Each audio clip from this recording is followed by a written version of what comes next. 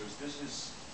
This is a study that was actually done in Japan, but I think it was, I don't know, several thousand people. But what it's showing is that information from your family and friends, and certainly this gets into a reliability issue, but this is almost as important as information from the company's website or price comparison site for making a purchase.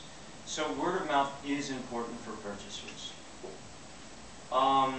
There are, as I said, just so many of these blogs and social network sites around the world now that the word of mouth is out and about. So it means that there's a propensity to engage in meaningful conversation in these places, and therefore for consumers to base their actions upon how they engage in those places. Word of mouth spreads in this kind of an odd way. This is just kind of hypothetically, if you were to have an official site.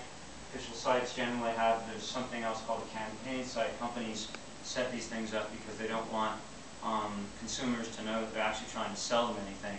But they set up something that looks kind of cool, and then there may be media that you can actually go and grab from the site. This is showing how blogger A will put that media on his blog, or her blog, and then that'll be transferred to different people via their blog sites. People will post on all their blogs respectively, and it'll spread this way. And these are different levels of spread. And of course, this isn't the number of people that are seeing the content here, seeing the media. This is simply the number of people that are actually posting it on their blogs, doing something with it. So there's probably a lot of other people, there may be other people that are talking about what's going on here, but they may not be posting it in the blog. That's the point.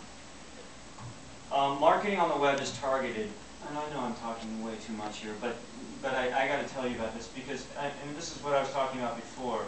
We've talked about mass media up until now. Web is targeted, and this is kind of an interesting comment. It's saying that the internet delivers a very individual experience. It's very different from a mass experience, such as in television. And so what that means is that advertisers are having to kind of totally rethink their strategies about how they go about targeting people in these very kind of individually oriented places on the internet, and how they actually engage in a dialogue with them, which is also there's a lot that's going on, and advertisers are not having a very easy time of it, and understanding how to engage in a dialogue with people on the internet. Internet advertising, you've probably all seen, well, you've probably all seen all of these, I would imagine, maybe not the games, but text and static images we see all the time.